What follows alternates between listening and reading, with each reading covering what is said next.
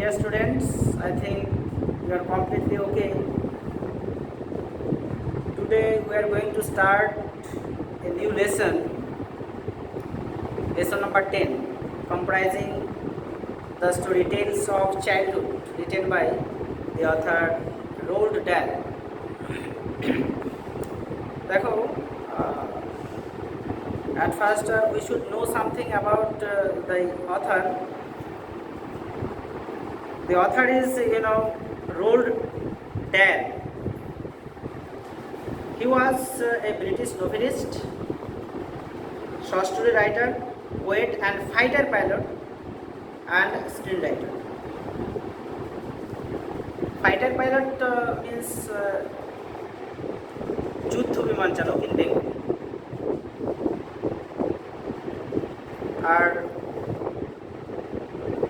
আর তিনি ছোটদের জন্য যেরকম লিখেছিলেন সেরকমভাবে তিনি বড়দের জন্যও লিখেছিলেন, and as a result he became a famous writer in English literature.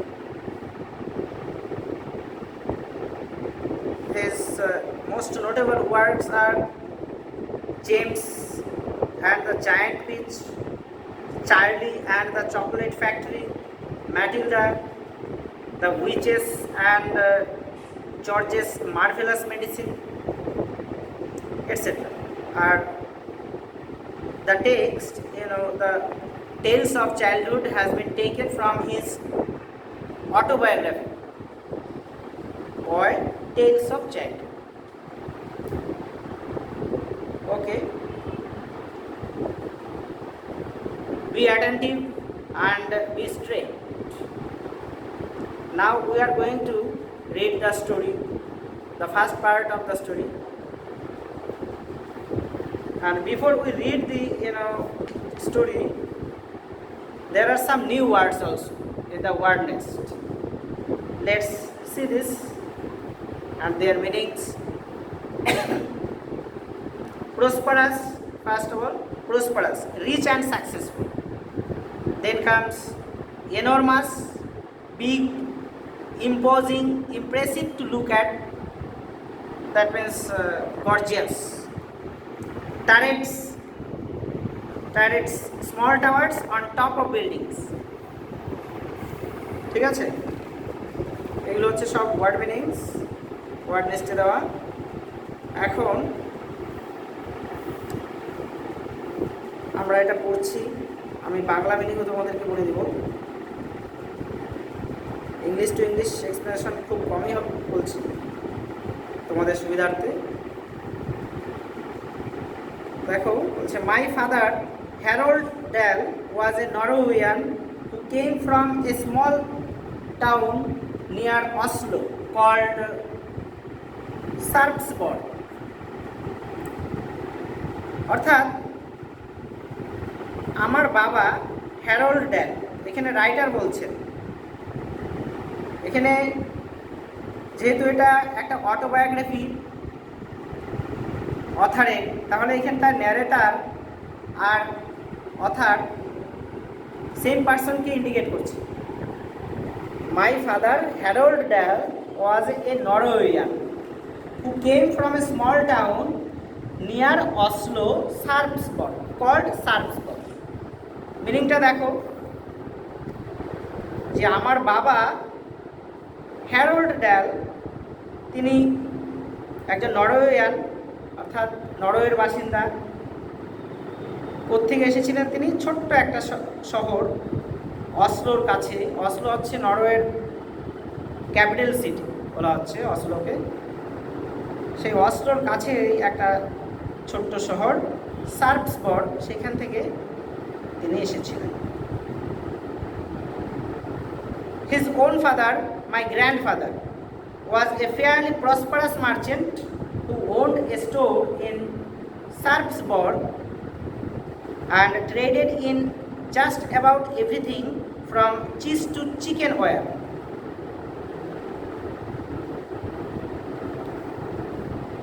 আর মিনিংটা কি বলছে? His own father, my grandfather, অর্থাৎ তার বাবা, নিজের বাবা, মাই গ্র্যান্ডফাদার অর্থাৎ আমার ঠাকুরদা, ওয়াজ এ ফেয়ারলি প্রসপারাস মার্চেন্ট।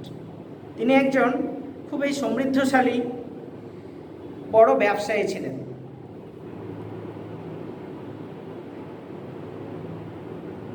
বড় ব্যবসায়ী ছিলেন, who owned a store in Sarpsborg, যার সার্ফসবর্গে একটা দোকান ছিল, and traded in just about everything. আর তিনি সব কিছুরই তিনি ব্যবসা করতেন। সেটা কিসের? From cheese to chicken wire, অর্থাৎ চিজ হচ্ছে পনির আর চিকেন ওয়্যারকে বলা হচ্ছে মুরগির খাঁচা, অর্থাৎ ভ্যারাইটিস রকমের সেই জিনিসপত্র সেগুলো কিন্তু তার দোকানে ছিল। তার ঠাকুরদার বিষয় এখানে বলা আছে অথারের। নেক্সট দেখো, বলছে my father had lost an arm when he was 14, অর্থাৎ আমার বাবার যখন বয়স 14 বছর ছিল তখন তিনি একটি হাত হারিয়েছিলেন। But he had become a successful ship broker, কিন্তু একজন সফল একজন জাহাজ ব্যবসায়ী হয়েছিলেন, শিপ ব্রোকার, অর্থাৎ জাহাজের বিভিন্ন মালপত্র এসবের যিনি কারবার করেন তাকে বলা হচ্ছে শিপ ব্রোকার। তারপরে বলা আছে শিপ ব্রোকারের বিষয়ে এক্সপ্লেনেশন দেওয়া আছে। বলছে a ship broker is a person who supplies the ship with everything it needs when it comes into port: fuel and food, ropes and paint, soap and towels, hammers and nails, and thousands of other little items. কি বলছে যে ship broker হচ্ছে একজন ব্যক্তি who supplies the ship with everything it needs, অর্থাৎ জাহাজের যা কিছু দরকার সেই সমস্ত কিছু সেই জাহাজে সাপ্লাই তিনি করেন যখন এটা বন্দরে আসে। when it comes into port, যখন এটা বন্দরে আসে, জাহাজ যখন বন্দরে আসে যা যা কিছু লাগে সেই আর্টিকেলসগুলো সেই ব্যবসায়ী সাপ্লাই করে। কীরকম? ফর এক্সাম্পল হিসেবে এখানে দেওয়া আছে ফুয়েল অ্যান্ড ফুড। ফুয়েল লাগে অর্থাৎ জ্বালানি লাগে জাহাজের, ফুড লাগে যারা জাহাজে যাত্রী থাকে তাদের জন্য খাবার দাবারের ব্যাপার থাকে, তো খাবার দাবারের সেই খাবার দাবারও তিনি সাপ্লাই করতেন, মানে শিপ ব্রোকার করে আর কি এই কাজগুলো। রোপস অ্যান্ড পেইন্ট, দড়ি এবং রং, সোপ অ্যান্ড টাওয়েলস, সাবান এবং টাওয়েল, হ্যামার্স অ্যান্ড নেইলস, হাতুড়ি এবং পেরেক, and thousands of other little items, আর হাজারো রকমের ছোট্ট ছোট্ট সব জিনিসপত্র। এই আর্টিকেলসগুলো একজন শিপ ব্রোকার কিন্তু সেই জাহাজের যা যা কিছু দরকার এগুলো তিনি সাপ্লাই করেন। A shipbroker is a kind of enormous shopkeeper for ships, and by far the most important item he supplies to them is the fuel, on which the ship's engines run in those days only coal. দেখো আমি একটু ভেঙে ভেঙে বলছি, সেন্টেন্সটা অনেকটা বড় আছে। বলছে ship broker is a kind of enormous shopkeeper for ships, অর্থাৎ শিপ ব্রোকার হচ্ছেন একজন বিশাল বড় মাপের একজন দোকানদার। কিসের জন্য? সেটা জাহাজের বিশাল বড় এক দোকানদার। তিনি কি করেন? and by far the most important item he supplies to them is the fuel, on which the ship's engines run. বলছে আর খুব গুরুত্বপূর্ণ যে আইটেমটা তিনি সাপ্লাই করেন সেটা হচ্ছে ফুয়েল, অর্থাৎ জ্বালানি, যার উপর বেস করেই কিন্তু জাহাজের ইঞ্জিন চলে, যেটা ছাড়া চলতে পারে না, সেটা হচ্ছে জ্বালানি। And in those days only coal, আর তখন যেটা হতো সেই দিনগুলোতে শুধুমাত্র জ্বালানিটা যে ছিল কয়লা, জাহাজের জ্বালানিটা ছিল কয়লা। He set up a ship broking firm at Cardiff of South Wales. তিনি কি করেছিলেন, তিনি একটা শিপ ব্রোকিং ফার্ম স্থাপন করেছিলেন। কোথায় সেটা? কার্ডিফে। সাউথ ওয়েলস হচ্ছে ইংল্যান্ডের একটা প্রভিন্স, সেখানটার কার্ডিফ নামক এক জায়গায় তিনি সেটা শিপ ব্রোকিং ফার্ম তিনি স্থাপন করেছিলেন। এটুকু শিপ ব্রোকার কি, এখানটা দেখো তার কি অ্যাক্টিভিটিস থাকে, ঠিক আছে, এই বিষয়টায় এক্সপ্লেনেশন কিন্তু আমরা এখানটায় পাই। তার বাবা একজন সাকসেসফুল শিপ ব্রোকার ছিলেন, ন্যারেটরের বাবা বা অথারের বাবা। সেই সম্পর্কে আমরা এখানে একটা ধারণা পেলাম। এখন দেখো কি আছে, বলছে my father met my mother Sofie Magdalene Hesselberg during the summer of 1911 and were married soon after. মিনিংটা কি, যে মাই ফাদার মেট মাই মাদার, অর্থাৎ সফি ম্যাকডেলিন হেসেলবার্গ, আমার বাবা আমার মার সঙ্গে দেখা করেছিলেন বা দেখা হয়েছিল। তার মার নাম এখানে দেওয়া আছে অথারের, সফি ম্যাকডেলিন হেসেলবার্গ। যখন নামগুলো পাবে এগুলো একটু আন্ডারলাইন করে দিও তোমরা বইয়ে, তাহলে সুবিধা হবে। কবে দেখা হয়েছিল? ডিউরিং দ্য সামার অফ 1911, 1911 সালের সামারে তাদের দেখা হয়েছিল। And were married soon after, আর তাদের বিয়ে হয়েছিল, বিবাহ বন্ধনে তারা আবদ্ধ হয়েছিল। ঠিক আছে, আমরা এইটুকু দেখতে পেলাম। নেক্সট পেজে চলে যাও তোমরা, পেজ নাম্বার 90। এখানে একটা বেশ সুন্দর ছবি আছে, দেখে নিও।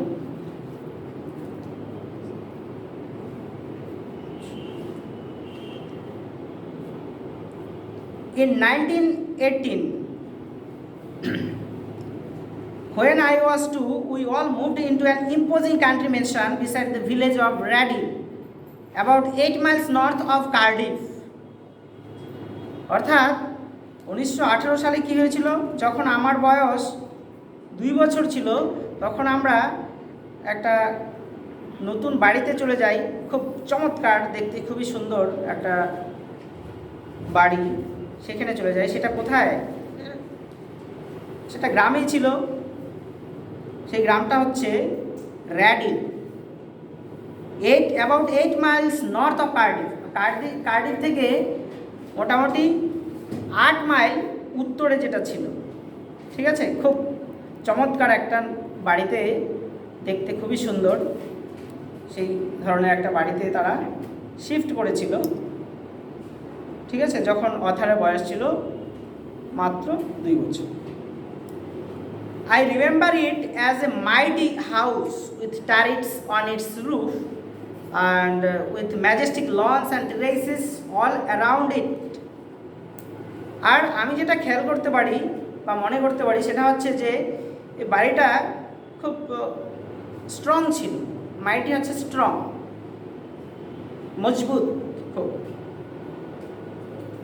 আর এর ছাদে ছোট ছোট সব চূড়া ছিল, মিনার ছিল, ঠিক আছে, ছোট ছোট সব এগুলো চূড়া ছিল। And with majestic lawns and terraces all around it. আর খুব ম্যাজেস্টিক অর্থাৎ গর্জিয়াস কিছু কিছু জাকালো লন্স।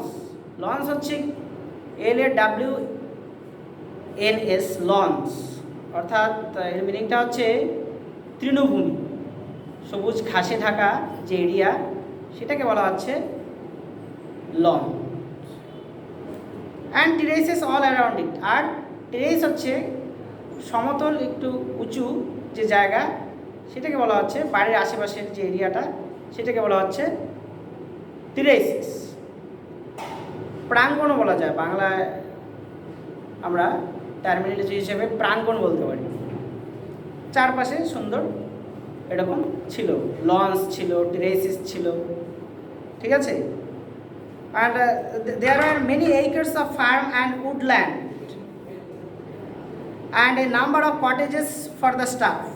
আর কি ছিল, অনেকগুলো অনেক একর কৃষি জমি ছিল আর বনভূমি ছিল।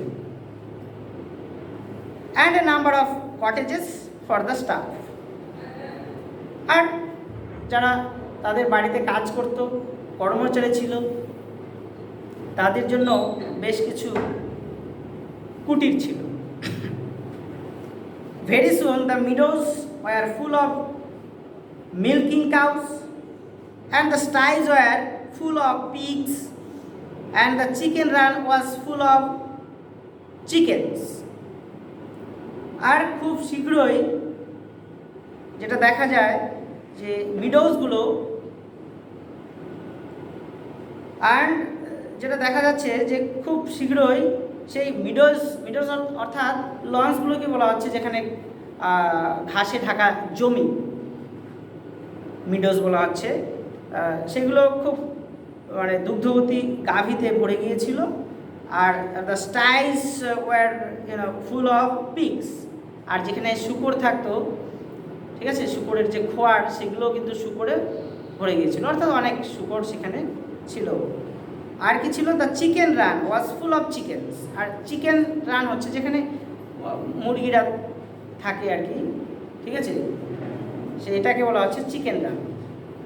আর সেখানে অনেক চিকেন ছিল।